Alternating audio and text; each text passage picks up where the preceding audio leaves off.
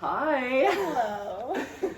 This is Gabrielle Sprauve. She's a dancer at Ballet Hispanico. Yes. And I'm Troy with the Edition Shop. And today we're going to interview Gabby, which we've actually been friends for a very long time. Yes, for years. Since I think I was 15 when I met you. My first ballet class. But prior to that, I've been dancing at Bay Cultural Arts and Affairs downtown. And then I went to do ballet, and that's where I met Gabby. Yes. And we've been best friends forever, and now she's a super successful dancer. And today we're going to talk about her career. So, what was it like growing up in Savannah dancing? It had its ups and it had its downs. I'd say the downs were more at the beginning of me starting to dance here. When I was really young, you're young and you're so young that you don't have the pressures of the world on you yet. So in dancing, it was something fun for me to do. I've always loved it. It was me and my best friends, and it was just like the thing that I'm doing after school, and I love putting on my tights and my ballet shoes. And I'd say the downs started when I was really young because of things that teachers would tell me because of my skin color and because of their prediction of what my body would be like in the future that I wouldn't have. Or placing you in the companies that they thought that you could only dance in because you couldn't dance in predominantly white companies. Exactly. So, my first memory, I was 8 years old, and, I sat around with me and my other students in the class, and it was us sitting down in front of our ballet teacher, and she was telling us stories. And at the time she asked us, what company do you see yourself in? And I raised my hand and I said, I see myself in New York City Ballet or American Ballet Theater. And she told me that I should think about being in different kinds of companies because those companies wouldn't accept a Black dancer. And that my body will probably change in the future as a Black woman. I would get curvier and I would not look like, the skinny ballerinas, the typical ballerina size. This is my body today. I'm 25 years old, just to say. And so at the time I was 8 years old. I was confused. She told me I should try to go for Alvin Ailey and for Complexions Contemporary Ballet and for Dance Theater of Harlem, which are amazing companies, beautiful companies. I have friends in those companies, but it's not what I wanted. So now that you're in a company that is predominantly Hispanic or Black, like how does that feel for such a different leap, but also like you're embracing one half of your culture that you never thought that you could be around. Yeah, it feels amazing. You were like one of 2 Black dancers in our whole troupe. Absolutely. And even forever, even when you go away. Well, yeah, I've always been the only or one of the few in a lot of situations and a lot of audiences and a lot of, places, dances that I've had to be in, summer programs, things like that. I've always been one of the only. So finding Ballet Hispanico was such honestly like a gift that came to me because I not only could embrace my Latin culture, like being an Afro-Latina, but it's also a place of diversity and inclusion.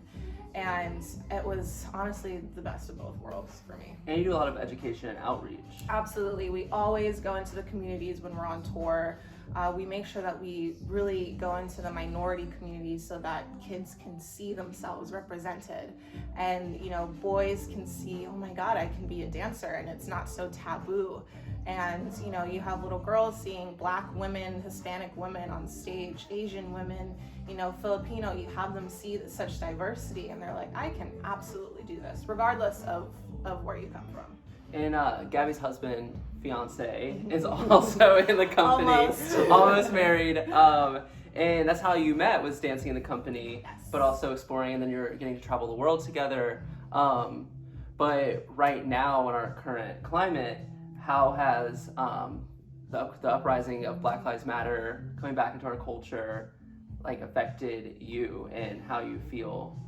It's affected me in a lot of ways. At the beginning was and I still am, I'm so proud of the uprising that has happened, and not just with, you know, Black people in the streets. It's everyone supporting Black Lives Matter and really pushing this movement, because I've been saying for a while now, we are not only part of this movement, but we are this movement.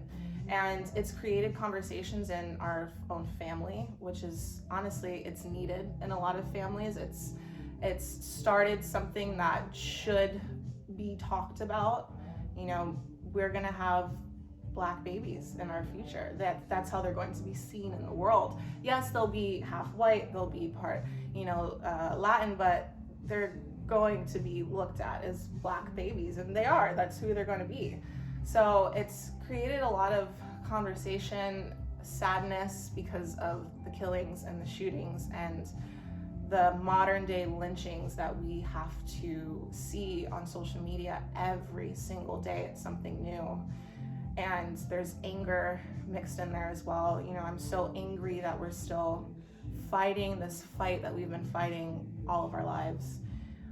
But this is, honestly, we've had so many beginnings and so much progress, and this feels like another true beginning that's just going to be pushed and pushed and pushed until we get the rights that we deserve.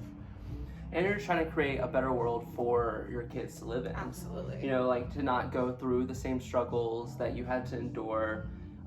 You did, and it made you a stronger person, but that's not to say that you want your kids to have to deal with those same things. And that goes across the board with everything, different minorities, different belief systems, and just creating this better world. Absolutely. I'm really excited to have kids, and hopefully, you know, I would love to live in a world where I don't have to sit my kids down at such a young age and explain to them why people see them as being different and being other. Yeah, and why you have to adjust who you are per climate. Well, I'm happy to have you here in Savannah with me. So much. Here at the Dishes Shop, and you look beautiful. Thank you. I love my outfit. I feel beautiful. And I'm just so proud.